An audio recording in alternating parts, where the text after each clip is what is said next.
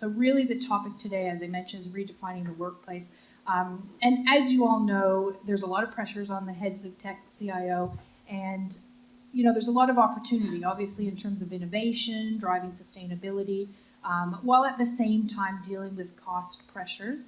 But there's always that sort of dark pressure that you have to deal with. And so we really want to talk today about all those things, the budget constraints, the skills shortage, and just to hear from your peers to see where they're at in terms of their journey and their digital transformation journey, and really to drill down on it. So without further ado, we're going to jump into it. I think if we could first start out with sort of break the ice, not that we need to too much, we've already been doing that, but we'll get to know Kirk, and we'll get to know Nicola and Parth and Claudio. So tell me a bit about the role that you're in and how you've been really working towards a sort of digital transformation project. So let's start with you, Kirk.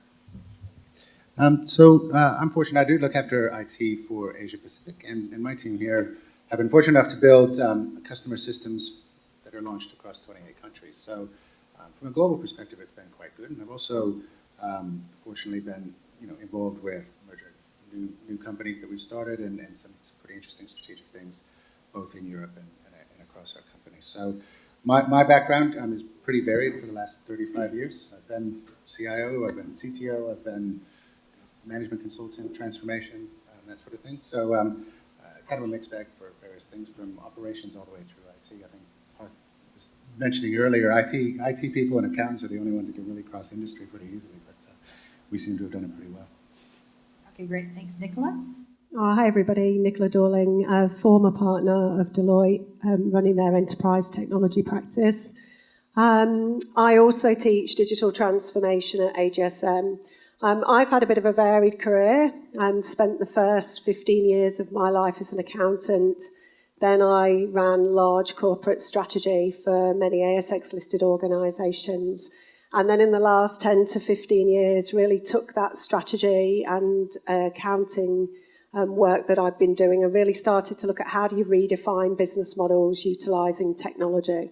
So I've been the Chief Digital Officer for UNSW, also the CDO for Cardno Engineering, put in lots of large-scale technology transformations for Google, Sydney Trains, Santos, GFG.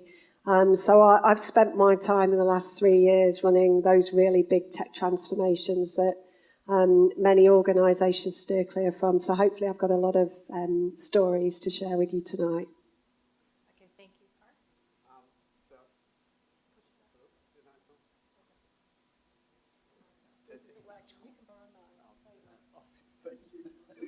So, wow, that's really low. Okay, so I've had a variety of different roles as well, leading lots of digital transformations in my career. I've worked in the events industry, I've worked for the government. I used to be the CIO for the largest IGA group in New South Wales. So I've got a background in FMCG, in events, in government, in a variety of different areas. I also led the digital transformation for the sports cluster within the New South Wales government, where we implemented SAP, Salesforce. We were the first agency that was ISO 27001 certified in the government. I co-wrote the New South Wales Information Security Policy. So I've had a variety of different bits of experience in my career. Thank you. Testing. Yep, good. It's working. Good evening, everybody. Claudio Salinas. I'm the Chief Information Officer for Wesfarmers Industrials and Safety. So a little bit about me. 25 years, I'm probably the oldest, maybe. That's why I need notes, by the way.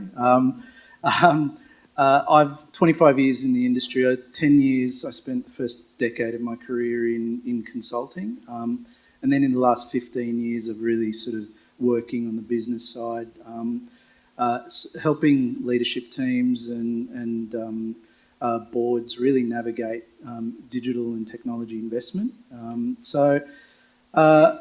My latest chapter is at Wesfarmers Industrials. That's the B2B division for Wesfarmers Group. Wesfarmers, very, big presence in retail. 4 businesses as part of the group. My remit is shared services of IT across the shared platforms, across the divisions, across the 4 businesses. The biggest business is Blackwoods, an industrial supply business. Think of they're really the B2B version of Bunnings.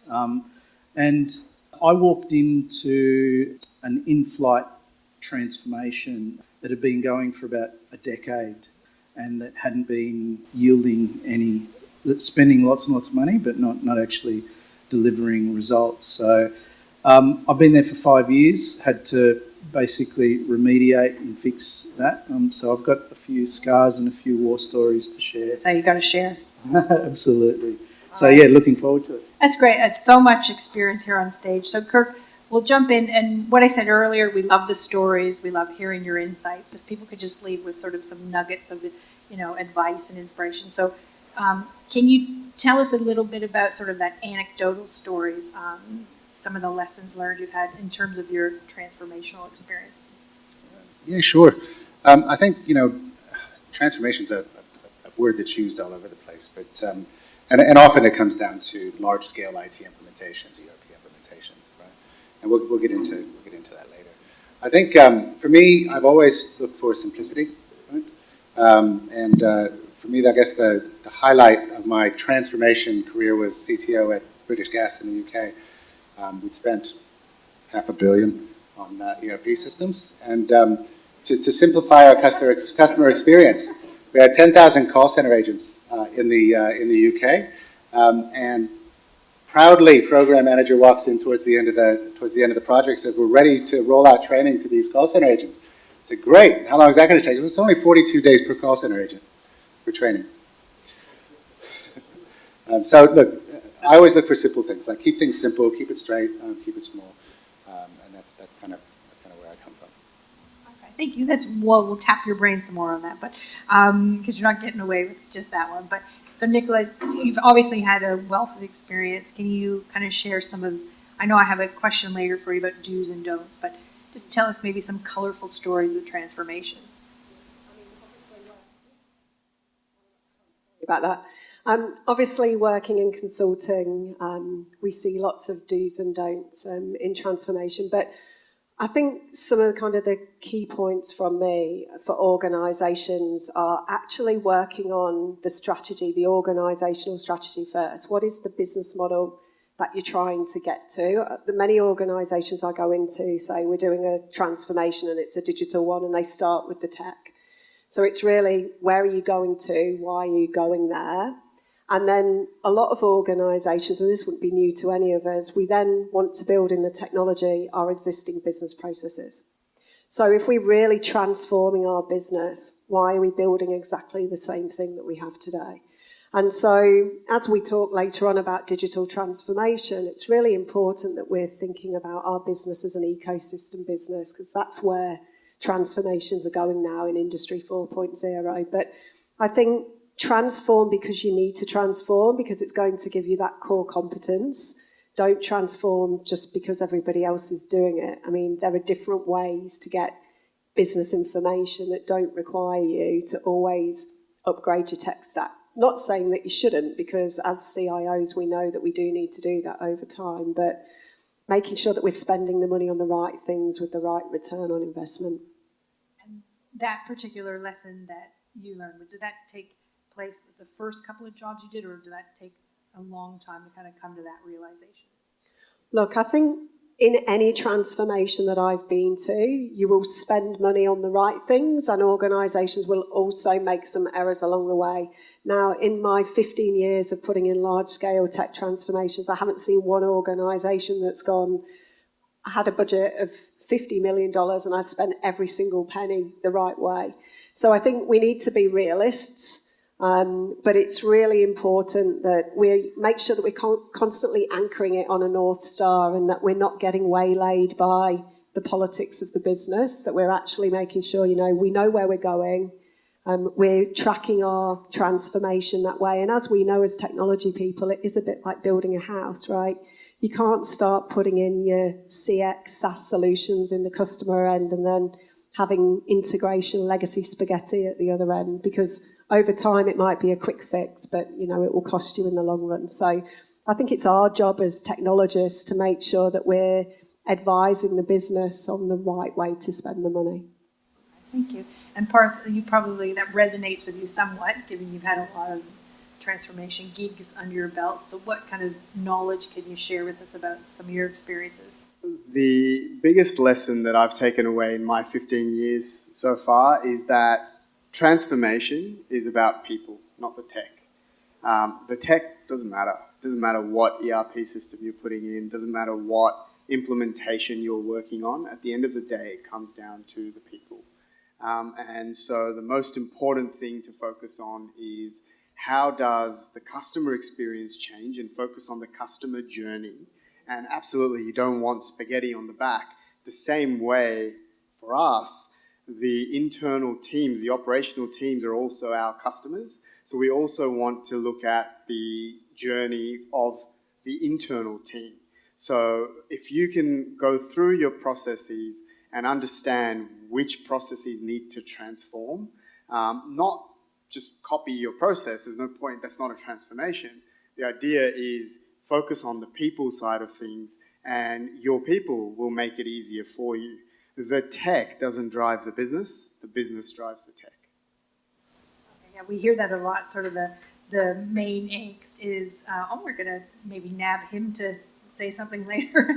But basically, we hear that the people part is the hardest part. That's what you find you scratch your head with? I wouldn't say it's the hardest part. I think if you focus, so anything you want to do is about focus. If that becomes your focal point, then your people will help you to bring it forward. If you've got your operational teams on your side, any change management piece is a lot easier than if you're trying to shove it down their throats. So the idea is, if you bring your people with you, right? So you do digital transformation with your people, not to your people. So if you bring your people with you, then it makes the whole journey a lot simpler. So Claudia, can you share one of your anecdotal stories? Absolutely. So I think I'll probably start with some of the challenges that I faced coming into the business, and so we had failing transformation program. I was faced with a very dysfunctional technology and business relationship. They just didn't understand each other. So that relationship was broken. I had the mission wasn't clear, so the strategy wasn't really well defined and very clear. So we weren't all rowing in the same direction. I had lots of people capability gaps and depth gaps, and I also had a cultural problem that therefore stemmed from all of that. So lots and lots of problems, right? All of those aspects. I think we've all been doing this for a while. It took me probably this one to come to realise that all common issues that really, to drive successful transformation programs, you need to tackle as the leader and as a leadership team. So you need to work on making sure that actually it is a business-driven activity, not a technology-driven activity. And that's, ownership of your executives, of what are their responsibilities, what are they accountable for in the transformation journey, and defining that and having some tough conversations. I think it's also about being clear about the mission. Transformations are wars, right? And it's absolutely, you got to be clear about the mission that you're tackling. The scope of it, the size of it, what people's responsibilities, roles and responsibility are, and accountabilities. And then the cultural, the people, the skills, which I know today we're going to sort of talk a lot about. Very key. It's critical. It's not brain surgery, right? You got the wrong people in the wrong roles, you're not going to get the outcomes. And then culture. I think culture is just foundational. And as CIOs, even in your micro culture, I think everybody as leaders, we all have the opportunity to absolutely influence and drive cultural change. So, they're the things that are success criteria that I've learnt. I tackled them, and I sort of, in my current experience, some more successfully than others. However, I think, they're things that you just can't get away from, in terms of achieving success. So. And did it depend a lot on the leadership team, like having the buy-in from the leadership team and having that, you keep saying mission, they were buying into that mission, and then everybody else would buy in as well? Is that the key? Yeah, and I think, but it's and I think we're amongst all friendly peers, right? But there are a lot of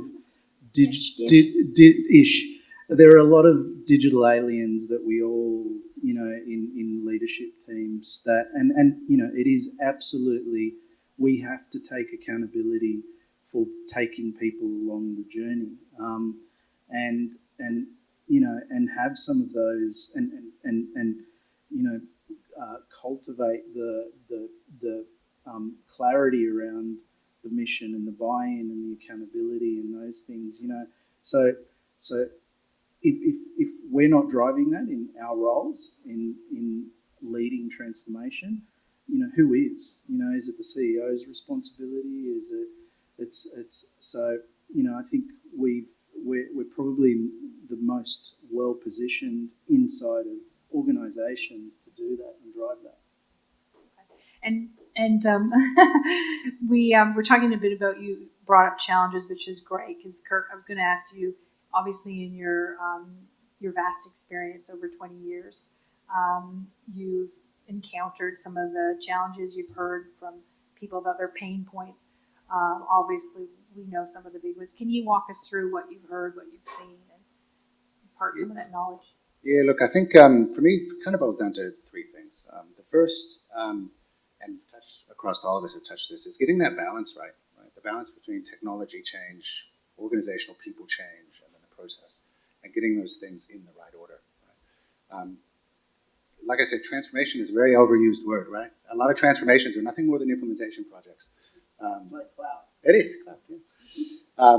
But a transformation is a very valid topic. It's about creating fundamentally different business outcomes, or a step change in performance, not just an incremental improvement.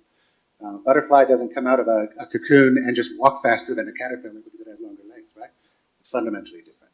So getting that balance right is absolutely critical. The second thing for me is, and I think the IT leaders are in a good position to do this, is creating pace and maintaining pace, right? Particularly on large change programs. It's very tempting to let that scope go and go and go, and the first milestone is 2 years out. Creating pace, short, sharp, real, tangible delivery in the business, whether that's a process change or a piece of IT or a structural change in the organization, it does two things. One, it increases the speed to value, right? You're getting benefits quicker. And two, it starts to build trust with the organization that they believe you are going to deliver. They see it over and over every quarter, week, month, whatever it is.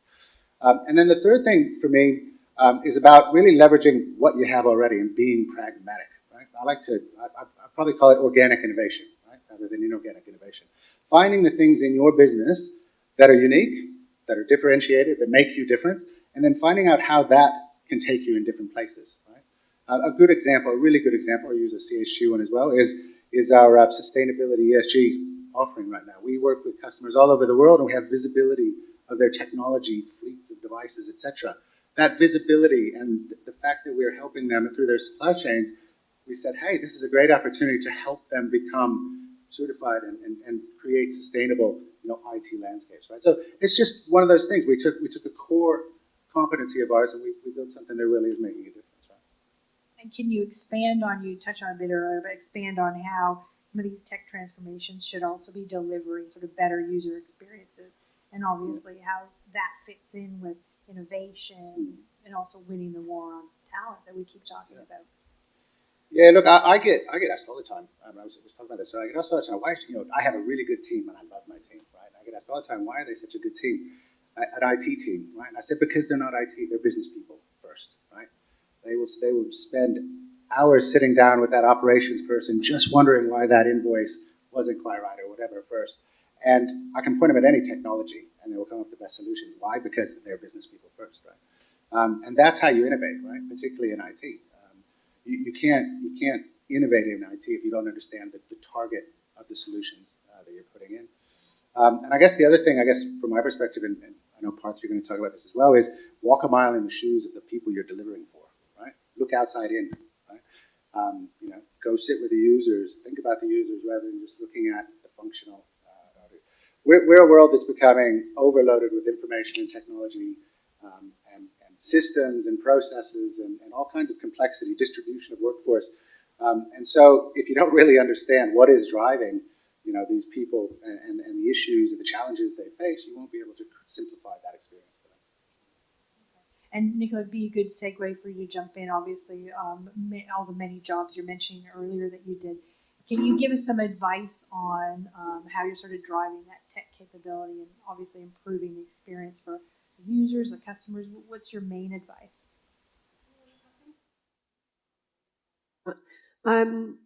I think I'm going to go back to your comment on innovation. And the way I see it, we're in Industry 4.0. We talk about it a lot, interconnectivity, interoperability. But I think, what does that mean for businesses? So there's two types of innovation. There's sustaining innovation, which is, we've got technology in our business. How do we utilize it better? And how do we support our business to incrementally grow? And then if we're a business that we think we need to disrupt ourselves within our industry, so we're thinking about a different business model, then we need to look at disruptive innovation. And that's where we come in as technologists, because then the question is, well, what emerging technology should we be advising the business on implementing? Now, that should be for a reason, but many organisations that we either work in or we go and consult with will say, I want to do blockchain, I want to do crypto, I want to do this. The question has to be why and for what purpose. And I think it's our role as technologists, and we go back to the money question and the ROI, why are we actually advising to implement the technology? Because I agree with you, it has to be for a purpose. Is it that they're trying to make a different business decision? And if that's the case, do you need a new technology, or can you just integrate 5 of your systems into a data lake and represent the data through a dashboard? And so I think a challenge for a lot of businesses is really stepping back and having that leadership connected to the IT leaders, and definitely having them within the business is really saying, what are we actually trying to achieve and how do we do it? And then how does technology help us to do that?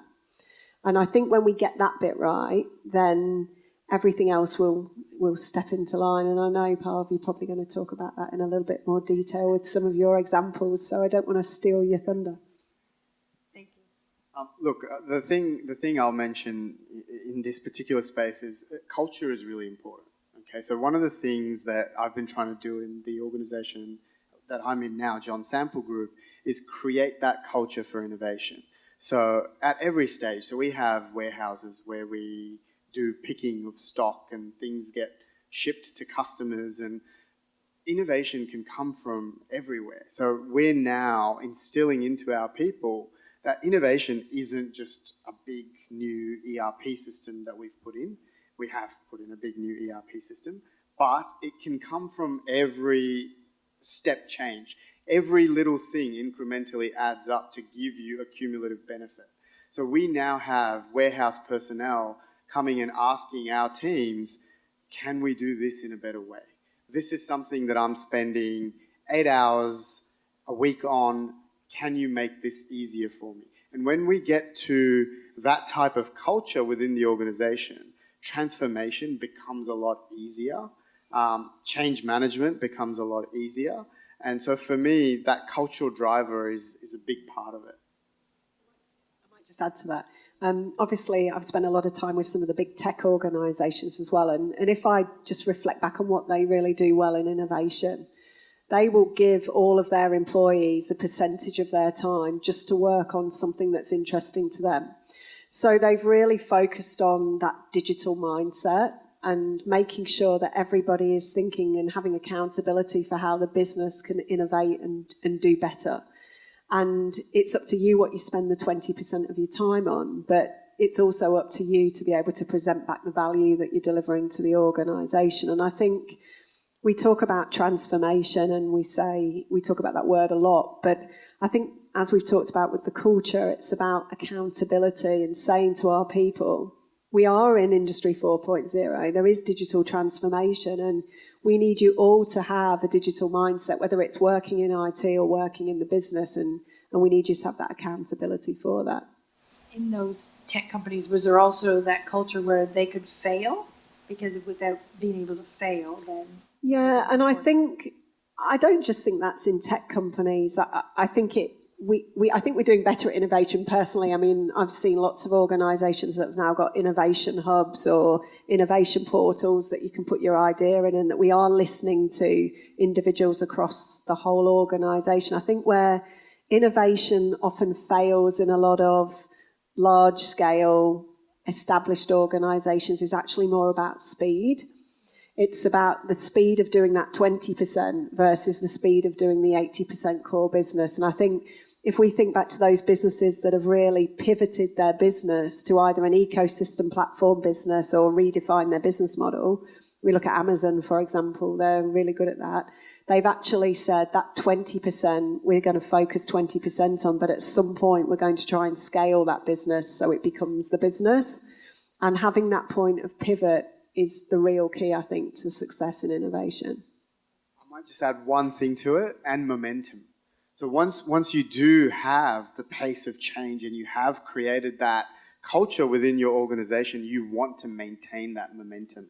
Because I know people talk about change fatigue and people talk about, you don't want to do too much too quickly.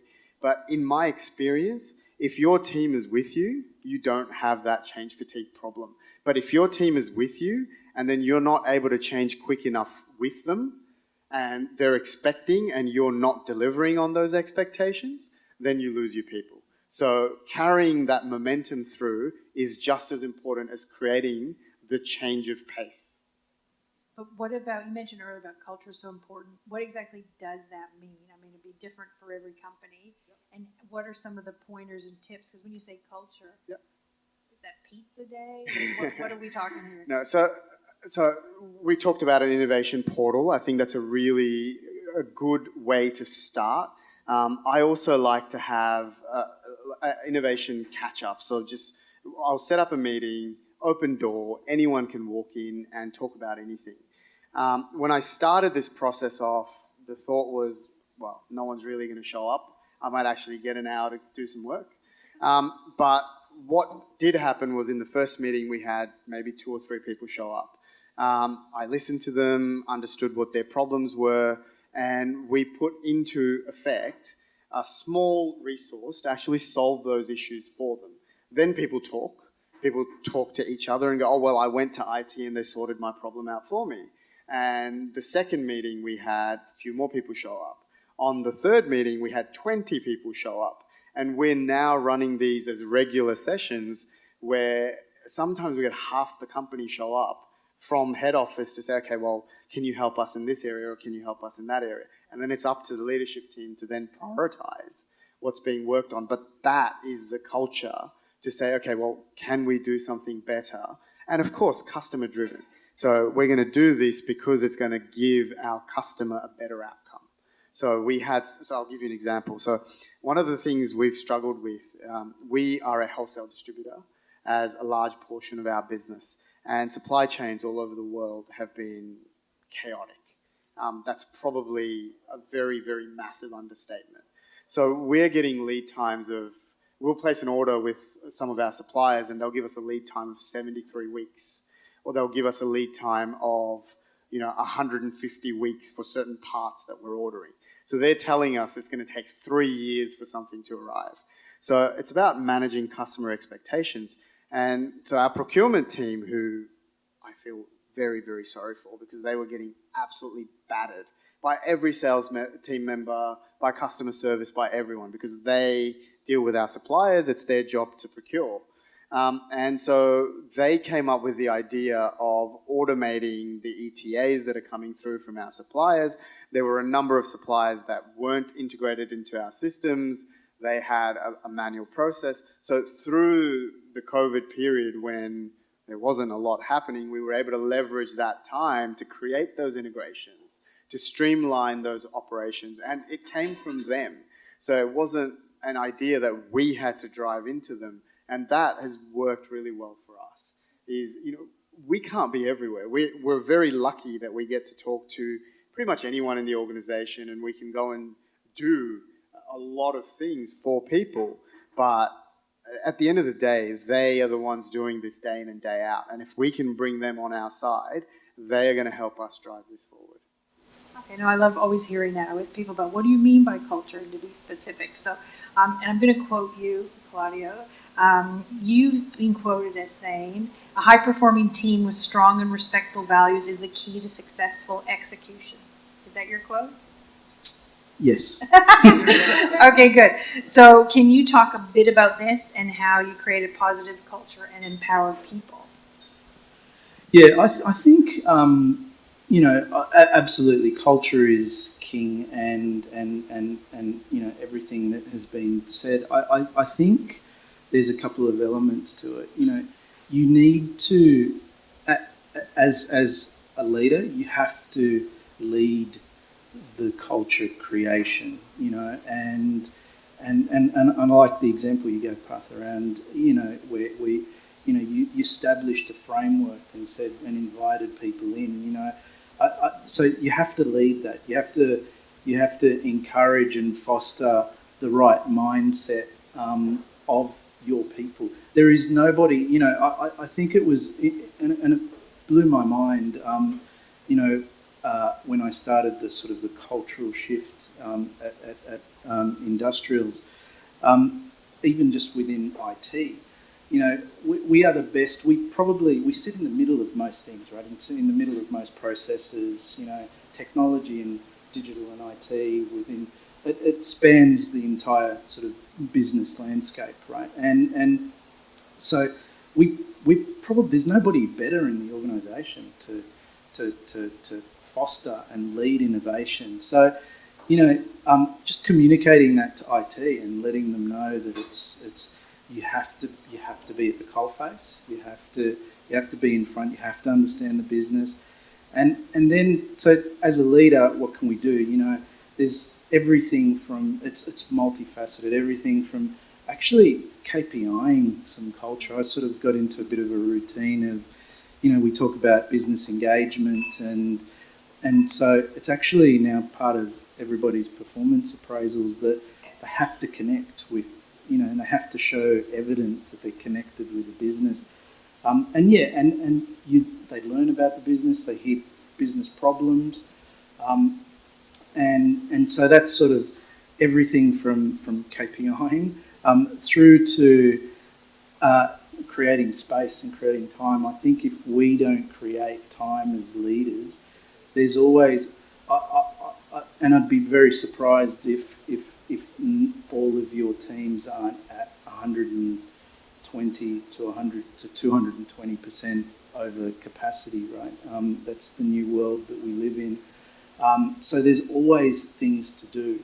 If we don't create the space for people to think different and enable them, there's lots of other techniques. One of the techniques that I've used in fostering some of that is actually I put the whole of IT and then actually expanded it out across the business into just some simple methodologies, right? So design thinking. Actually, at AGSM, there's one of the best. Mo Fox is one of the best. Most she's fantastic in this space, right? So just skilling them up, and again, is important. You've got to give the tools. You've got to give permission, and it has to come from the top, right? It has to come from us, and then put some frameworks in place as we've done, Path, right? And things will start gaining some momentum. Yeah, and obviously that's what I was talking about earlier. There's so much pressures on the CIOs. They're obviously leading the digital charge, but then having to deal with the skills shortage and the budget constraints and having to be the business innovators, not just the technologists and keeping the lights on. So it's a multifaceted role that obviously has morphed and changed over time. Nicola, you want to jump in there? I just wanted to say, just in addition to the comments on building culture, it's also about having a little bit of fun, I think, with the team. So when I was Chief Digital Officer at Cardno, I got into the organisation and the CEO said to me, right, I need you to digitally transform the whole organisation. Now, this organisation was about 150 years old, and there was at least probably 75% of the engineers had been there over 35 years, and they still did most of their drawings on pen and paper. And I sat in my office, not being an engineer, obviously, thinking, oh my God, how am I going to do this? So what I actually did was I went around and talked to them all and said, well, why don't you want to use the digital tools? And a lot of it is fear. Well, it's fine. I can do it with my pen and paper. It works just fine. And so what I did was partner my younger engineers who had learnt the digital tools with my more experienced engineers. And we created what we called digital change champions, and we made avatars of ourselves. And it started with like 5 of us in a team that were the digital evangelists. And over the time that we transformed not just the tech stack, but the digital mindset of the organisation, we actually had people knocking on the door in the end saying, how do I get an avatar? How do I get an avatar and become part of the team? And so it's important that you want to sell the value of the technology. So they did understand that when they started to use the digital tools, it actually made their life easier. But what we also did as an organisation, we changed every engineer's title to digital engineer. And we presented to them the what's in it for you. We said, well, on LinkedIn, your role's just now gone up by 20% in terms of remuneration because you can use these digital tools. And so, you know, there are lots of things that you can do to embark on a culture. And some of it, let's face it, has to be well, what's in it for me? I mean, yes, you want to do a digital transformation, but why do I need to do that? And so I think getting back to that why is really important. I might just add one thing. I'm going to get a little bit psychological here. So there's a psychological element to this as well. So there's a really fantastic speaker called Simon Sinek who talks about change management. And he talks about the fact that you only really need to get 18% of the people across to your side in terms of change or anything you want to bring across to the organization. And then an element of mob mentality kicks in, where it's more of a me too, I want to be involved as well. Why am I missing out if there's other people involved? So it again comes back to the idea of momentum. You need to create the momentum and then people will follow that momentum. And that's a really good thing. FOMO is a fantastic thing. Fear of missing out is an amazing driver for change management. And do they want to put their avatars on LinkedIn too? Well, they did actually, and actually it's the best hair day I ever have when I've got that avatar on my LinkedIn. Now let's talk a little bit about obviously the complicating factor of the sort of hybrid work and or the at-home work. How does that blend in with the whole cultural topic, and how does that work? I think we've all just come out of a phase in human history, you know, that is probably one generation, or hopefully we don't see something like that again. But I think it's changed the world forever, in fact, right? So, you know, and it's so critical. I think linking it back to even talent, attraction and retention, you know, I think we've all experienced, we were talking earlier, and it's happening to me where, you know, people, especially tech people, right, but even across the broader business, you know, the working from home culture and that we've been in over the last 3 years, it's now mandatory almost. You know, people are making decisions: do I stay or do I go, based on that. What I found was very interesting and sort of feeding into the culture piece is there was a gap between the leadership mindset, the executive mindset. You know, lots of I'm still I get resistance all the time. I'm probably a little bit pioneering a little bit in the tech team, where I'm not actually fitting within the corporate policy of return to office, and I'm pushing the boundaries a little bit. What I'm finding is that there's two real things that, you know, I think the working from or the flexible work is different things to different people. So what I found through surveying my team was, you know, some people were really, they wanted to work from home. Some people wanted to be able to have the flexibility to work from home and the office. Some people actually wanted a shift in schedule, you know, because what was more important for them, because they were, you know, a mum or a dad who, you know, got used to taking the kids to school and picking them up, and so it was the 9 to 5 flexibility that they wanted, which is, so it's different strokes for different folks, and I experimented with that. I tried to take subjectivity out of, you know, because the perception from my CEO was, it's you know, are they productive? Are they, you know, if we're not seeing people, are they productive? Are they? And so I tried to think about how can we measure this? You know, how can we and how can we baseline what we've been producing as a team, and how you know, give them some comfort that we've actually gone forward. We haven't gone backwards, whilst giving people the flexibility. So I think, and there's some really good resources. If people are interested, there's some really good resources that I discovered. It's called Future Forum. You can Google it. Some of the leading tech and industry organisations are part of it. There's actually a really good book called Future Work.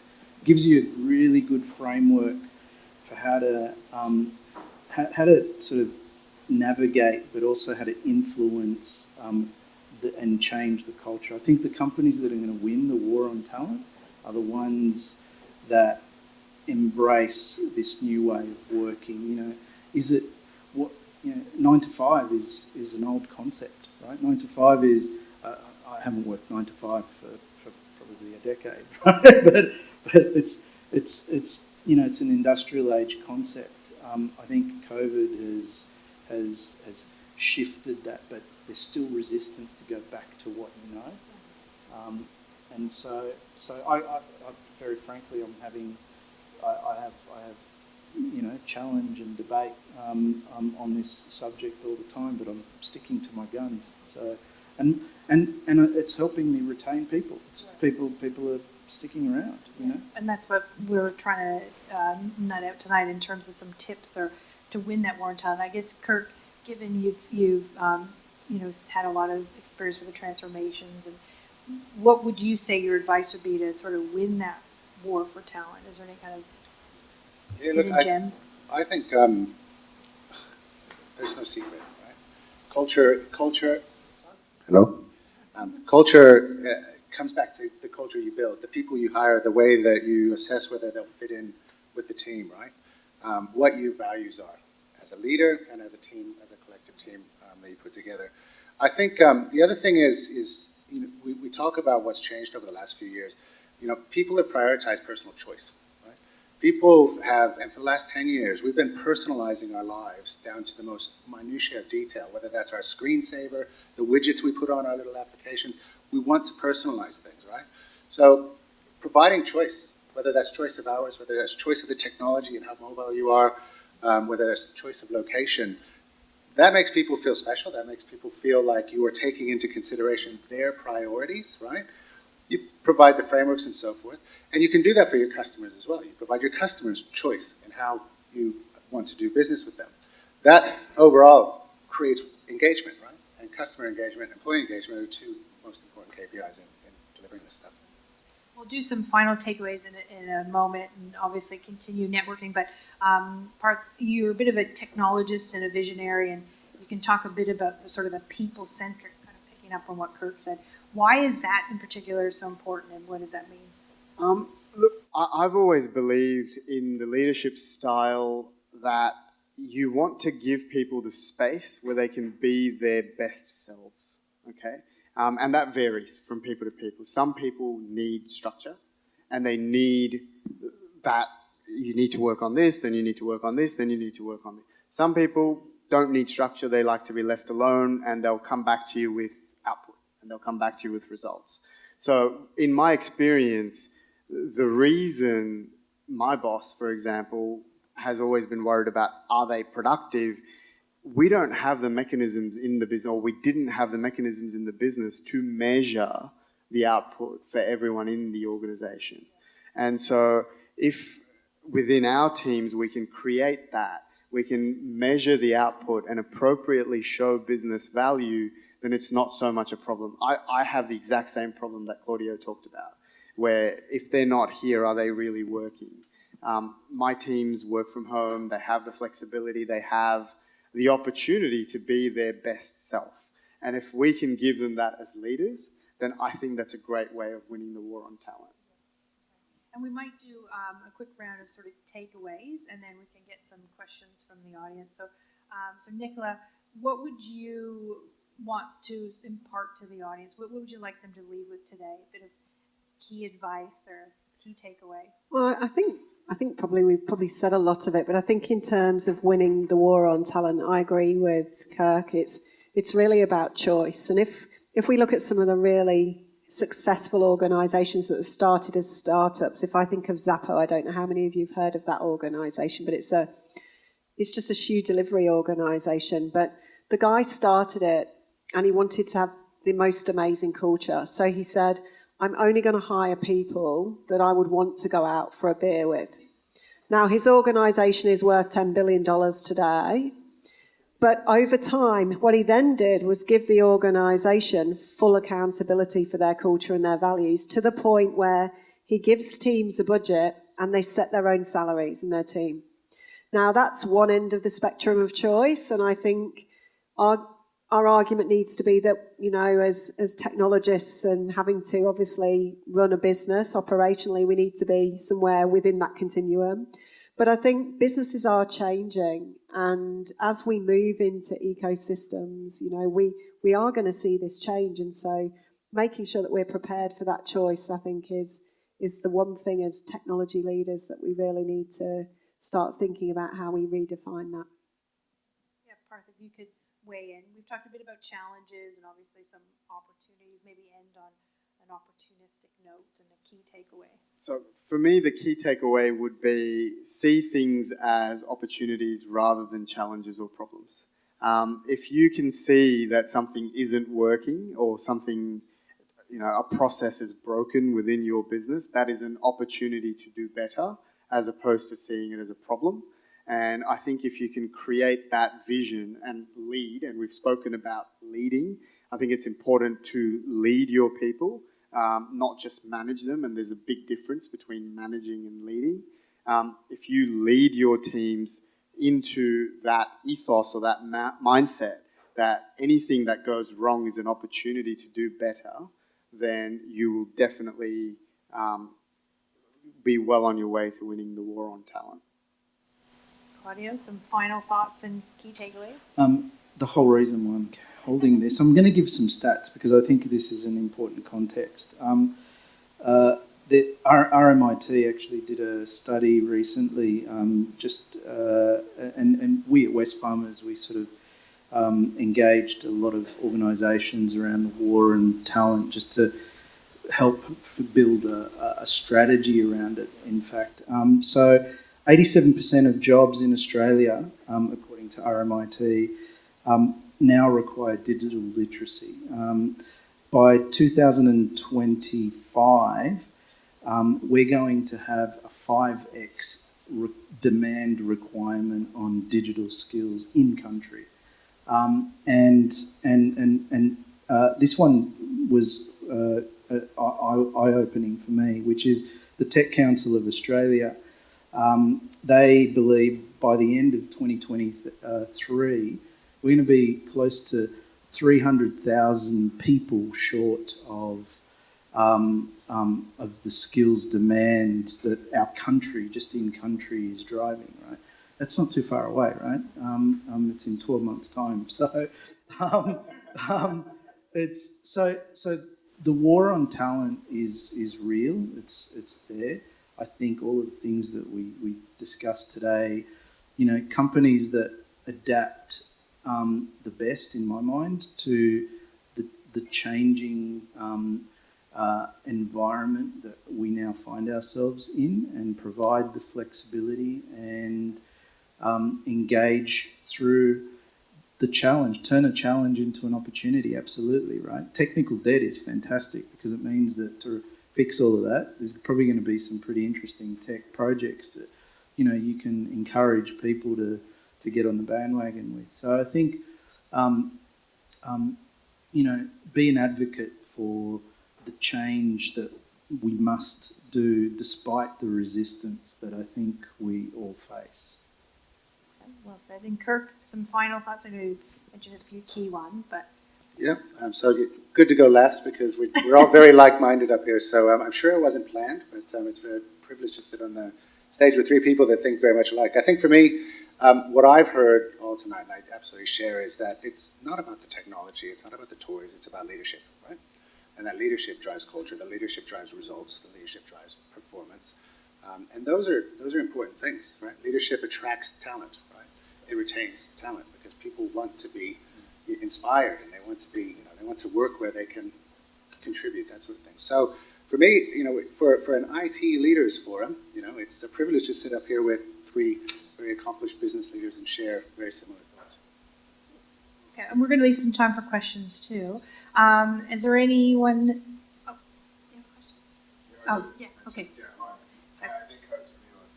Thank you very much indeed to organise this evening. Really insightful. I might start and then I won't labour too long. But I actually think this role, and I'm biased, but is probably one of the most challenging roles in an enterprise because of, again, technology touches everything, touches every business process, touches customers, suppliers, data, digital experience, etc. I think that it has to start from us. It has to be driven by us. We've talked about that. I think the role, I think the right answer to the question is actually how you open the session up, Jen. It's a complex role that's changing, between cyber's changing every day, the demands on cyber, the compliance for all of those who work for ASX listed companies, right? The compliance and risk requirements that this job has is immense, right? And yes, we've got to be thinking about emerging tech and advising on emerging tech. We've got to be thinking about operations. How do we just keep the lights on every day, right? So I think it's how is the role changing? I think it's expanding and as an influencer, I think is probably how it's changing the most. And we need to probably, I know for me personally, it's that realization of how I have to influence an organisation is probably the thing that I'm working on personally the most. How do I influence better? So for me, I'm going to say the same thing but a little bit differently. So for me, it's very much about business partnering. Okay, so yes, we're driving the culture, but we want to partner with the culture, the cultural leaders of the organisation. As co-leaders within our organisation, it is our job to drive culture through the entire organisation. Okay, so it's not so much the chief cultural officer thing. It's very much we partner with our fellow leaders. So the chief people officer is my partner in this process. The CFO is my partner in this process. So it's about us being available to provide the influence, to provide the advisory, to make sure that we are constantly learning and growing within our space. Hence, networking is such a fantastic thing because you get to hear about all of the amazing stories that everyone have to tell. So it's about that continual growth. And I think where this role in particular is heading is more towards the business partnering. And I think that finance is very similar. So my wife is a CFO, and so her role is very much shifting towards the business partnering as well. So it's about providing the advisory to the various areas of the business. So I think that will be the future of our role, in the sense that we do touch every area of the organization, and the expectations at the moment, it's they're a good CIO, they're a great partner to the business. But I think that will become an expectation that a CIO is expected to partner with the business to grow that business. I think I'll probably add just a couple of final comments, just for organisations that I go and consult with. What I've been seeing is that the role of the CIO is being elevated. So whereas sometimes you didn't see the CIO around the management team table because they worked for the CFO, now you're seeing the CIO role, the CDO role being the 2IC to the CEO. And I think that we're definitely going to continue to see that. And then I think the other challenge for CIOs moving forward, as we move forward with these ecosystem platform businesses, is more about how do we influence not just our business, but the industry and other sectors that are connected to our business. Similar to Airbnb, they started an ecosystem platform business. They're now connected to Uber and other businesses that are, home insurance, that type of thing. So how do we as CIOs not only connect ourselves within our own industry, but also to those other industries and other sectors as well? So networking, I think, definitely is going to be the power of the future for all of us, definitely, which is great because now we can stop and have some lovely drinks. It was a great question, by the way, and I agree absolutely with Parth. We're not chief anything, but we are just leaders like the rest of people in the business. Technology is pervasive everywhere. It's pervasive in our home lives. It's pervasive on everybody's desks and everybody's hands when they're walking around from a work environment. And so I guess where we're coming from is, if we can affect change that addresses task and output, we'll get a benefit. If we can affect change that affects behavior and performance, it will be sustainable. And that's where we're kind of coming from. Thank you. Any other questions?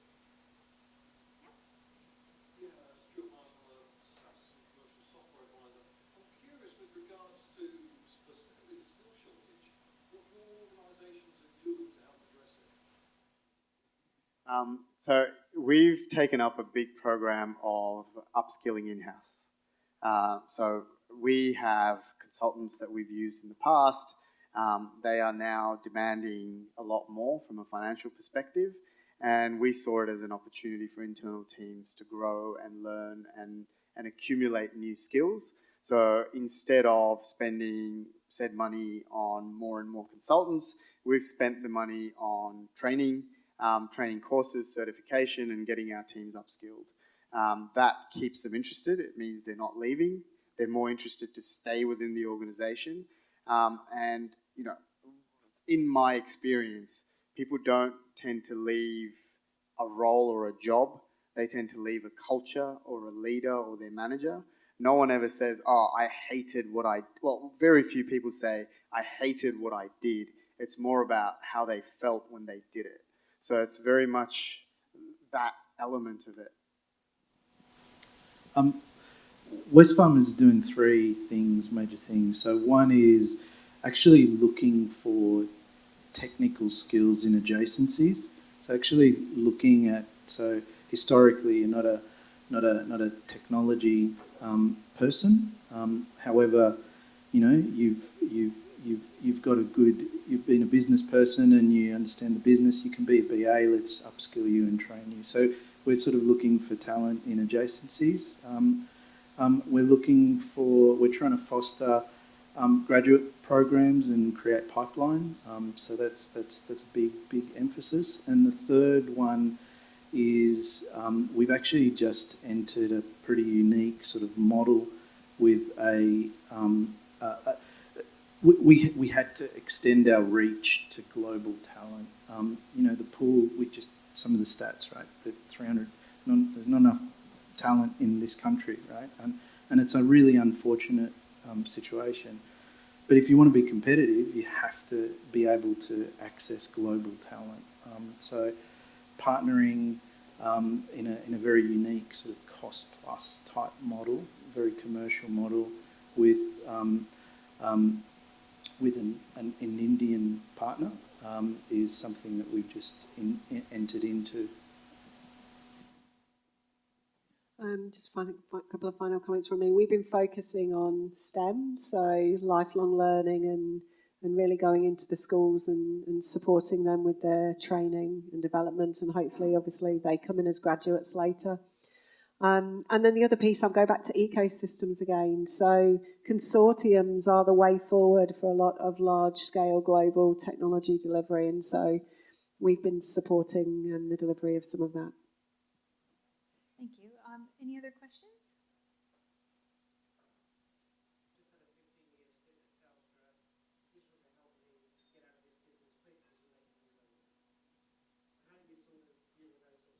That's a tricky one. Yeah, look, I think we had the similar questions at Cardno, and I think it's about trust, I'd say. So one is about trying to help them move with a digital mindset, and the way that we did this was baby steps, showed them how to use the technology, supported them to use the technology. It wasn't just a go into a room for 3 hours, we're going to show you how to use the digital tools, off you go.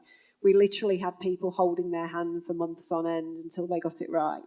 Then they got their confidence, and then it wasn't about, well, you're only asking me to do that because you want me to leave. They then actually realised that what we were actually trying to do, and I think this goes back to the whole premise of digital transformation, which is what we should be doing with emerging technologies, automating what we can, and then us as leaders and people in businesses using our creativity to create more machine learning so we can further automate. So what we did was with our more seasoned engineers, we got all of their expertise out of their heads and started to build those bridges that they built for years in the system, so we could click and drag and build a bridge in 30 minutes versus 5 days. But we showed them the benefits. And then, as I said before, the final thing we did was the what's in it for me. Well, we gave them a pay rise because then they were digital engineers. They weren't just normal engineers. And then we gave them the ownership to then train the next lot of individuals that came through the program. And so it very quickly, well, not very quickly, and I'll be lying if it was quick, but there was definitely a trust issue at the beginning. And even with myself, they said, well, you're not an engineer. What would you know? And so it's actually about trust, and sometimes that takes time. But I think if you show the value and then people see the value, and they will still either get on the bus or they won't. But the ones that stay on the bus are really the ones that you've got that mindset to help you transform the organisation. Okay, I'll just build on that. I think, look at what we were having a conversation earlier, which I think answers this question. Bart was saying, we're talking about, these big tech companies, stealing our data and how they're using it, but there's some value that they've created for us, which is convenience, and Facebook. I hate probably the premise of it, but I'm being marketed, so the benefit, I suppose, is I'm seeing ads of stuff that I'm actually interested in, right? So I wonder if we could use a bit of that same mentality with the veterans, and that sort of demographic of workforce, is what's the value and the benefit for me? Can we actually, well, there's obviously a safety benefit, we can market that, but there's also, in your use case, but is there actually some data that we can enable, they're probably sales or customer service people, right? So, we can enable them to do their jobs better. Maybe, there's some value we can create. And honesty goes a long way. So if you're just honest and you're not shady and trying to hide things, and you're just open about what you're trying to achieve, it goes a long way. Yep. Building on that, is it part of the problem the language we use, automation, transformation? Whether it's a seasoned person or a young person, if they're in a position, they will protect their jobs. One of the key things that is quite important is how you communicate your concepts.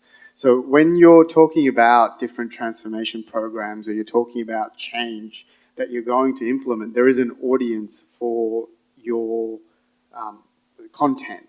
And so the content should be tailored accordingly. You don't give the same presentation that you give to your board to all of your team members. So the content should be very personalized, and I think we touched on that personalization element. So as leaders in this space, our job is very much to make sure that the message is sent to the right people in the way that they will digest that message.